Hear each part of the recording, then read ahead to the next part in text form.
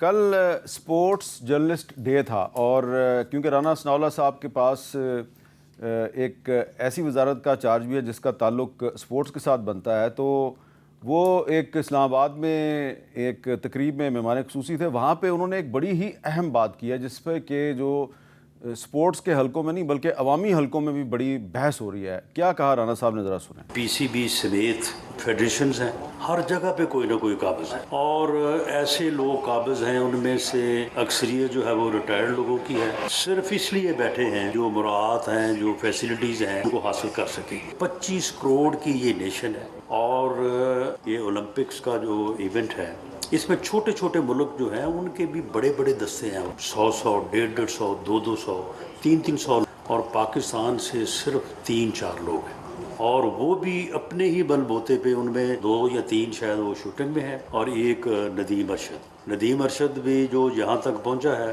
تو اس میں میرا نہیں خیال کہ کسی فیڈریشن کا یا کسی ادارے کا کوئی تعلق واسطہ ہے، وہ خود اس نے محنت کی. اچھا، یہ جو رانا صاحب نے بات کی ہے نا کہ 25 کروڑ کی آبادی ہے پاکستان کی، اور جو اولمپک ہو رہے ہیں ان اولمپکس میں 3 یا 4 لوگ جو ہیں وہ پاکستان کی نمائندگی کر رہے ہیں، اور چھوٹے چھوٹے ممالک جو ہیں ان کے جو دستے ہیں کھلاڑیوں کے، اس میں کسی میں 100 کھلاڑی ہیں، کسی میں 150 کھلاڑی ہیں.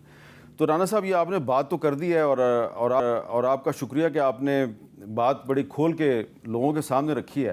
لیکن یہ میں دیکھ رہا تھا، پھر آپ کی گفتگو سننے کے بعد میں نے بھی دیکھا پاکستان اولمپک ایسوسی ایشن، Pakistan hockey federation, squash federation, بہت سی ایسوسیشنیں میں نے بھی دیکھی ہیں. تو اس میں واقعی بہت سے ریٹائرڈ لوگ ہیں، لیکن ان کے ساتھ ساتھ کچھ سیاستدان بھی ہیں اس میں، ہمارے دوست. تو یہ کوئی یہاں پہ آپریشن کلین اپ نہیں ہونا چاہیے کہ پروفیشنل لوگ یہاں پہ آئیں اور اگلا اولمپک جو ہے اس میں کم از کم پاکستان کے 50 ایتھلیٹ تو جائیں نا؟ جی بالکل، آپریشن کلین اپ بھی ہونا چاہیے، اور اس کے بعد ٹارگٹس ہونے چاہیے کہ جو فیڈریشن جو ہے وہ نیکسٹ ایونٹ میں جو ہے وہ دیکھیں. یہ جو دستے میں لوگ شامل ہیں، یہ کوئی میڈل جیتنے والی بات نہیں ہے، یہ صرف کوالیفائی، یعنی ایک راؤنڈ ہوتا ہے کہ لوگ کوالیفائی کرتے ہیں. کوالیفائی 50 لوگوں نے کیا، 100 لوگوں نے کیا، پتہ نہیں ان میں سے کوئی میڈل کو لے سکے یا نہ لے سکے. یعنی ہماری تو حالت اتنی پتلی ہے کہ کوئی لوگ کوالیفائی نہیں کر رہے، یعنی اس سٹیج تک بھی نہیں پہنچ رہے. تو جس فیڈریشن کے لوگ نیکسٹ ایونٹ میں کوالیفائی نہ کریں، وہ فیڈریشن میں جو بیٹھے لوگ ہیں وہ فارغ ہونے چاہیے.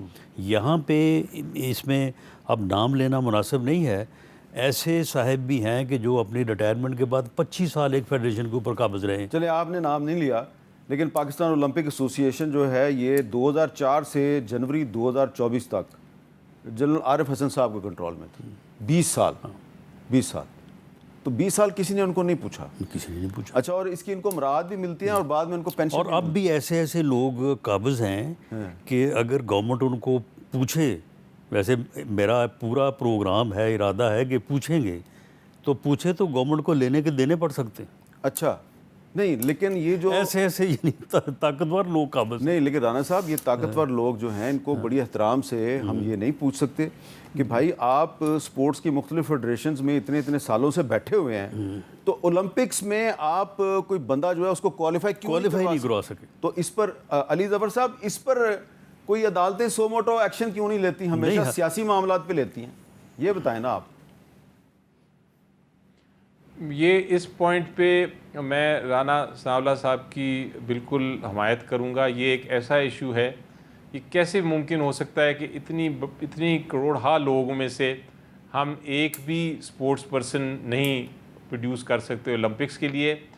ہاکی دیکھ لیجئے، اسکواش دیکھ لیجئے، آپ ریسلنگ دیکھ لیجئے، آپ شوٹنگ یعنی اتنے ایونٹس تھے ہمارے جو کہ ہم نہیں کر سکے. اور آپ کو میں ایک واقعہ بتاؤں، ریسنٹلی جب میں تھا انٹرم کیبنٹ میں، تو وہاں ایک ہمارے پاس ایک قازقستان کے لوگ آئے، اور جو سینٹرل ایشین ریپبلک کے لوگ آئے. انہوں نے کہا جی ہم ایک اپنا اولمپک کر رہے ہیں. ایسی اس میں ہماری سپورٹس ہیں جو کبڈی مثلاً، یا ہماری جو ایک کامن سپورٹس ہیں اس ایریا کی، اس کا ہم منی اولمپک کر رہے ہیں، تو آپ اپنے لوگ نہیں بھیج رہے. تو میں نے کہا کیوں نہیں بھیج رہے؟ انہوں نے کہا جی وہ اتنی آپس میں وہ ان کی ہے کمپٹیشن کہ انہوں نے فیصلہ کیا کہ نہ کھیڈیں گے نہ کھیڈن دیں گے، ہم کسی کو بھی نہیں بھیجتے. تو اس اولمپک والی جو منی اولمپک تھی سینٹرل ایشین میں، پاکستان کا کوئی کنٹینجنٹ گیا ہی نہیں.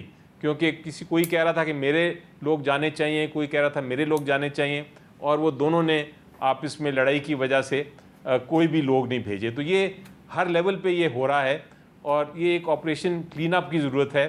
اس میں لیگل پوزیشن نہیں لے سکتا عدالت، کیونکہ عدالت کے پاس کوئی اختیار نہیں ہے، کوئی قانونی اختیار نہیں ہے کہ وہ اس پہ کوئی ایکشن لے آئین کے تحت.